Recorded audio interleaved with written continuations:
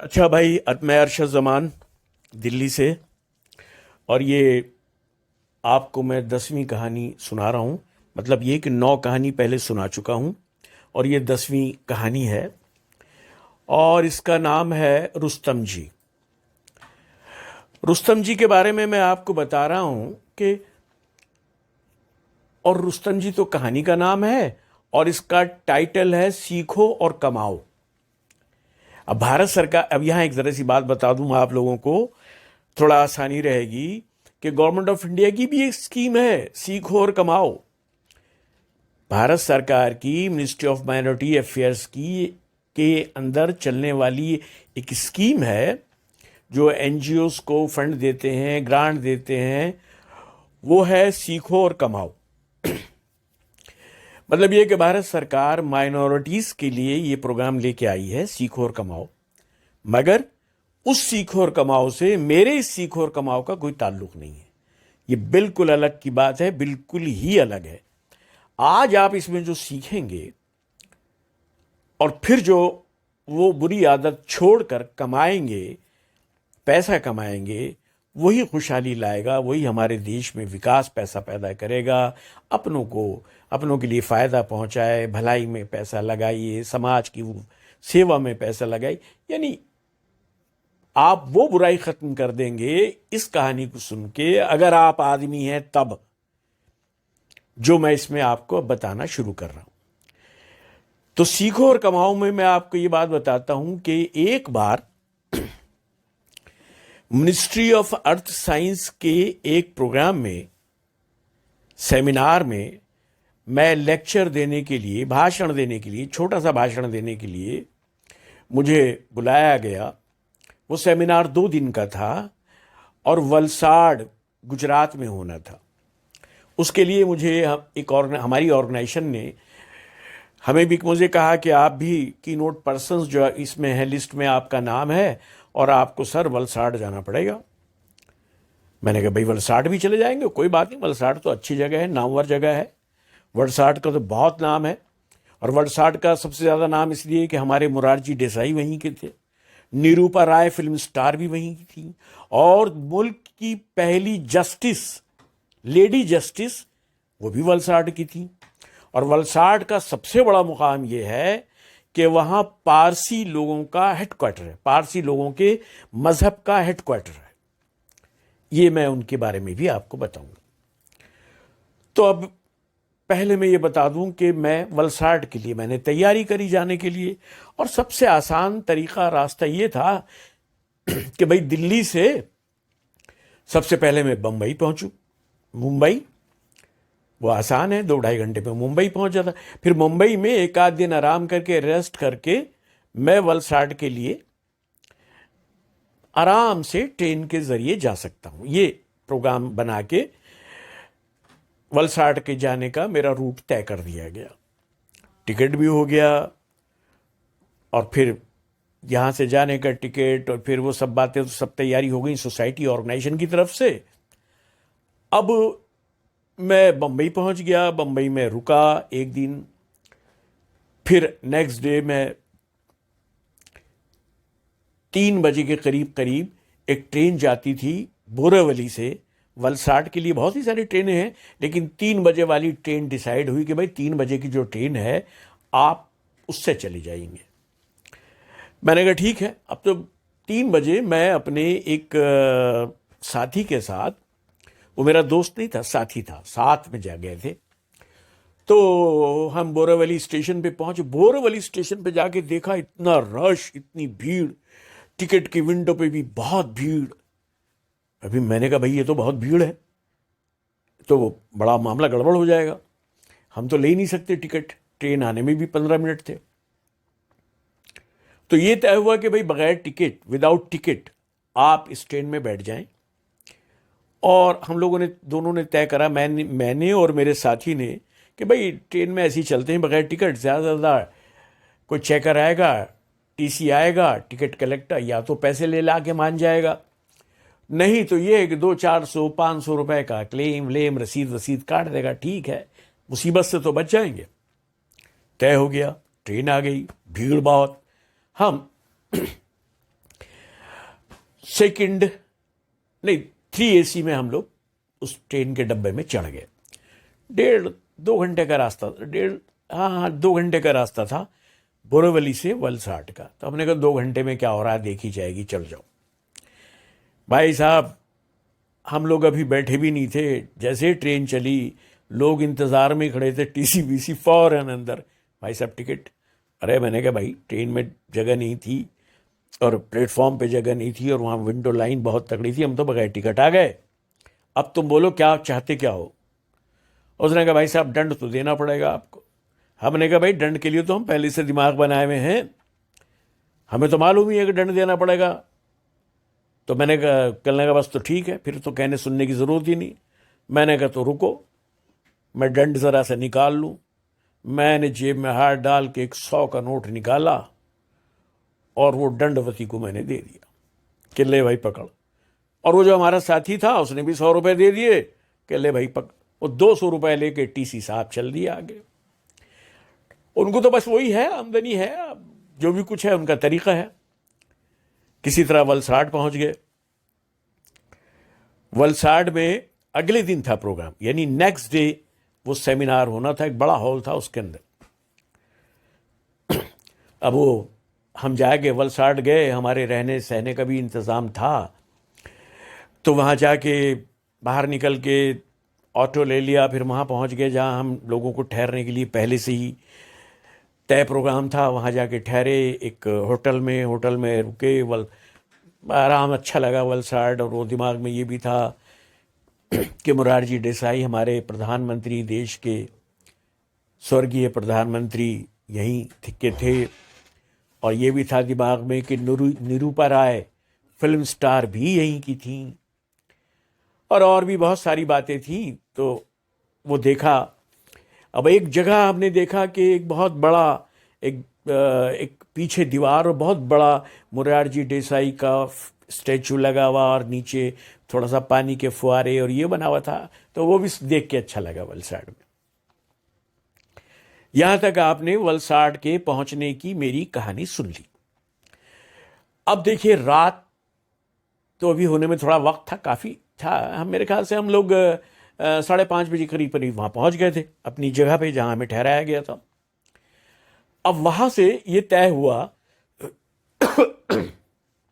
कि भाई थोड़ा बहुत टाइम है, कल भी टाइम नहीं मिलेगा, सेमिनार में रहेंगे, परसों भी सेमिनार में रहेंगे, तो थोड़ा 2-1 घंटे वलसाड ही घूम लिया जाए।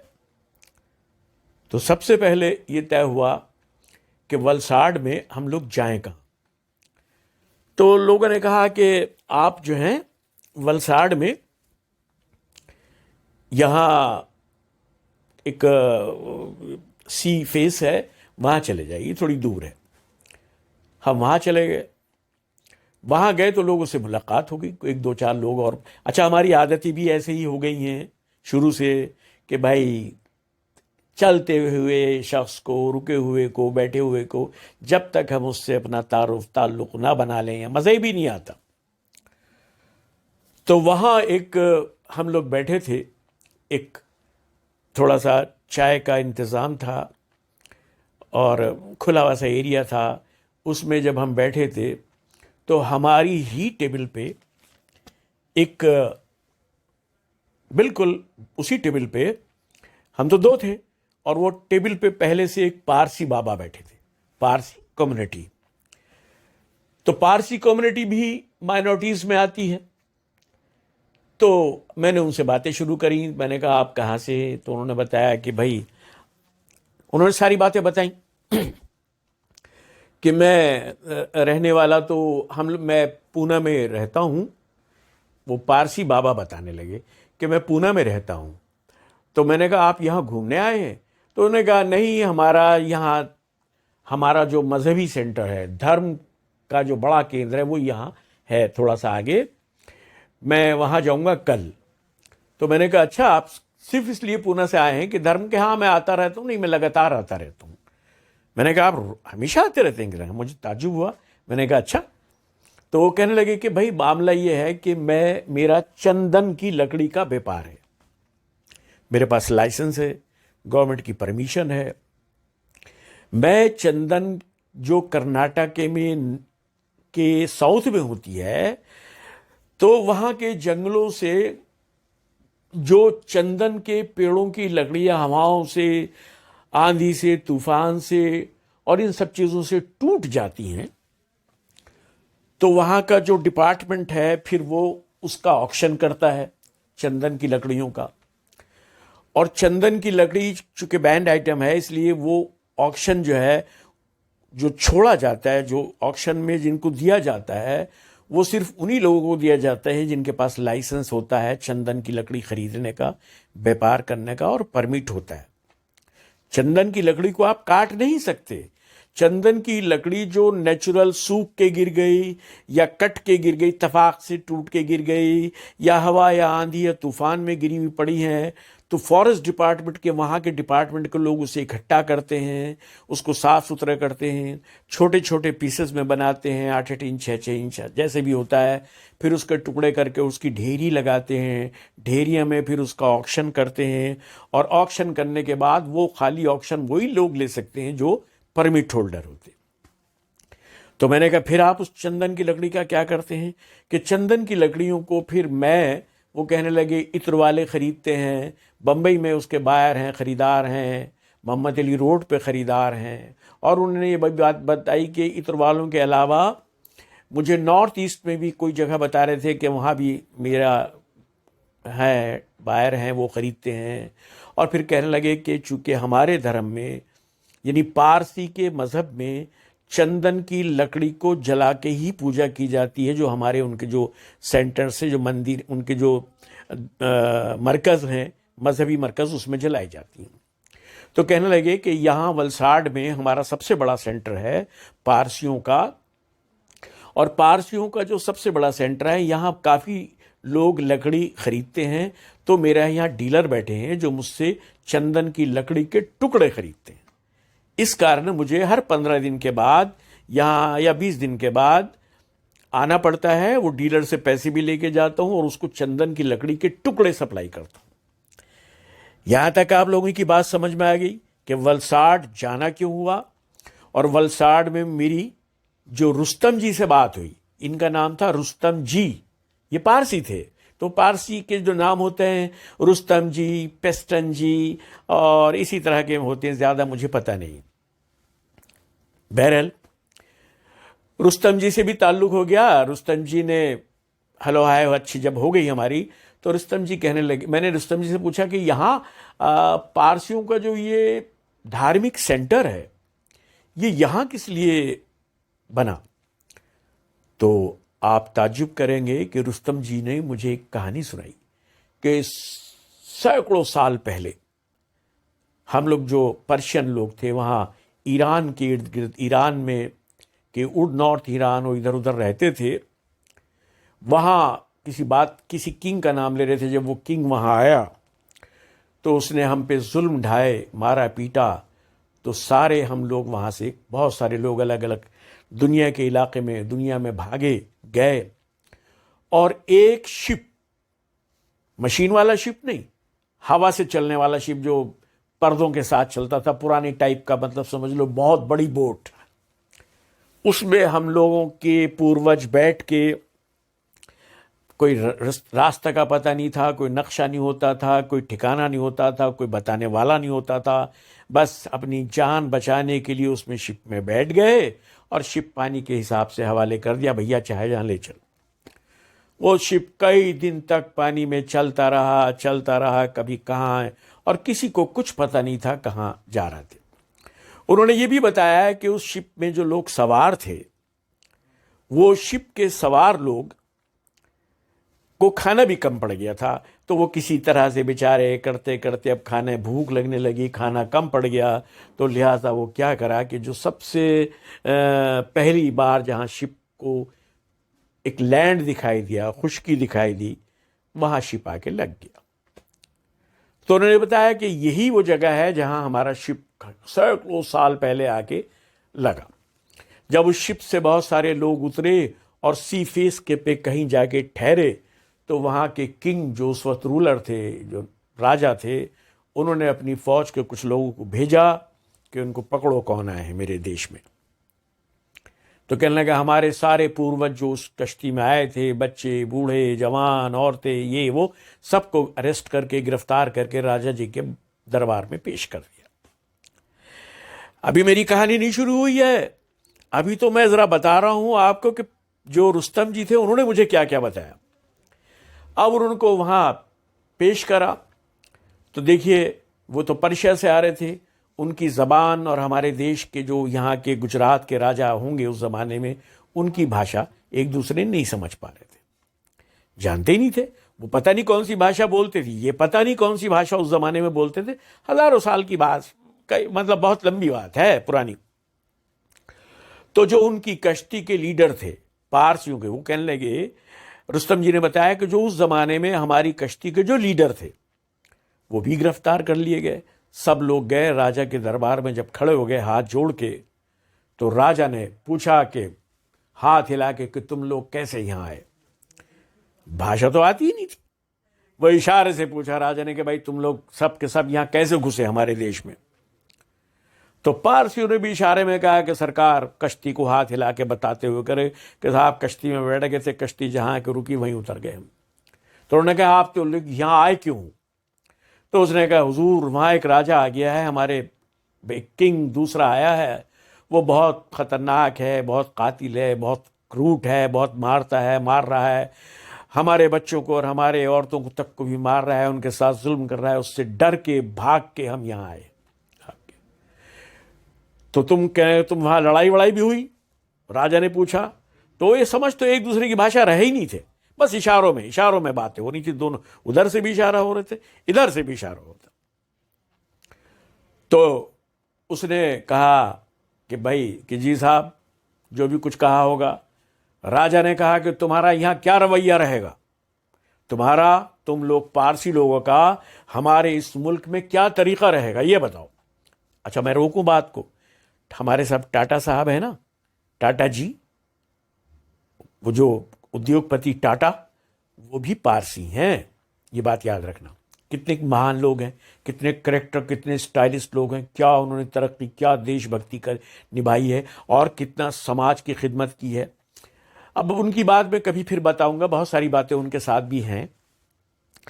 अब रुस्तम जी कहने लगे कि फिर बहुत दिक्कत हो गई, लैंग्वेज मिल रही थी, सारे लोग खड़े खड़े खड़े थक गए थे। तो वहाँ देखा तो बादशाह के लिए उस ज़माने में कुछ रिवायत ऐसी थी कि दूध आता था, दूध के साथ रखी जाती थी वहाँ टेबल पे, दूध की बॉल्स कुछ रखी हुई थी, कुछ चढ़ता होगा उसका हिसाब होगा, कुछ दूध पिलाया जाता होगा या पिया जाता होगा, ये जो भी कुछ होगा उतना मुझे डिटेल नहीं मालूम। अच्छा ये डिटेल उनको भी नहीं मालूम थी रुस्तम जी को कि दूध वहाँ क्यों था, दूध वहाँ क्यों था। और दूध के साथ साथ शक्कर होती थी। शक्कर मतलब ये शुगर नहीं, वाइट शुगर नहीं, ये जो हम लोग आजकल मवाना की और कौन कौन से मिलों की हम ये चीनी पीते हैं, डासना की और मवाना की और कहाँ कहाँ की, ये भी नहीं थी। वो चीनी जो थी, वो शुगर जो थी, वो गुड़ से बनी हुई शुगर थी, जिसे हम शक्कर कहते हैं, शक्कर। वो शक्कर भी रखी रहती थी। और कुछ ऐसा हिसाब था कि वो गुड़, दूध निकाला जाता था और एक बॉल में रखा जाता, थोड़ी शक्कर मिलाई जाती थी, उसे पी के वो पीते होंगे या क्या करते होंगे, वो क्रियाक्रम नहीं चल रहा था, वो जो कार्यक्रम नहीं चल रहा था। अब उसमें से हमारे लीडर, ये रुस्तम जी ने कहा कि हमारे लीडर निकले उस ग्रुप में से और एक दूध का बॉल खाली जो रखा था उसे दूध से भरा। अब देखिए लैंग्वेज नहीं थी, जबान नहीं थी, इशारे भी नहीं समझा पाते थे कि भाई तुम, उन्होंने भी कहा कि तुम यहाँ क्या करोगे आके, और हम क्या करोगे, तुम्हारे यहाँ क्या एक्टिविटी रहेंगी, क्या गतिविधि रहेंगी, वो भी इशारों में कह रहे, ये भी इशारों में समझा रहे। तो इनके जो लीडर थे उनका नाम पेस्टन जी था, जो कहानी सुना रहे हैं उनका नाम रुस्तम था। तो ये पेस्टन जी का भी रिकॉर्ड है कि वो पेस्टन जी पहली बार वहां आए थे। अब ऐसा है, पता नहीं आए थे कैसे आए थे, भाई देखो इतनी इंक्वायरी मैंने नहीं की ना, मुझे मालूम था। तो वो निकले उसी टेबल पे जहां दूध रखा था, तो उन्होंने दूध का बड़ा बाउल ले लिया, उसमें दूध निकाल लिया काफ़ी, जितना कहीं बाल्टी में या कहाँ रखा था उसमें से निकाला, और उस दूध में से निकाल के सामने राजा के रखा। राजा के सामने रखा तो राजा भी समझ रहा था कि भाई इनको बोलना बालना आता नहीं है, कुछ सिखाना बताना चाह रहा है, बताओ भाई क्या कह रहे हो। तो बॉल दूध रखा। दूध रखने के बाद फिर शक्कर का जो प्याला भरा रखा था, वही गुड़ टाइप की शक्कर का, वो लेके उस गुड़ के उस शक्कर को जो प्याले में भरी रही थी उस दूध में डाला। दूध में डाला राजा के सामने। फिर उन्होंने अपने पास से कोई चीज निकाली, कोई आइटम हो गई या कोई स्पून लकड़ी का कुछ होगा, जो भी कुछ है, उसको उसने घोलता रहा, घोलते रहे। कौन घोलते रहे? पेस्टन जी। खूब घोलते रहे, बहुत देर तक घोलते रहे। तो राजा की समझ में आया कि भाई अगर इन्होंने शक्कर मीठी करनी होती तो एक दो बार घोल के छोड़ देते, मगर ये मुस्कुराते रहे पेस्टन जी, और वो शक्कर का प्याला घोलते रहे, हंसते रहे, मुस्कुराते रहे, सर झुका के उनको नमन भी करते रहे, बहुत इनकसारी दिखाते रहे, और लेकिन घोलते रहे।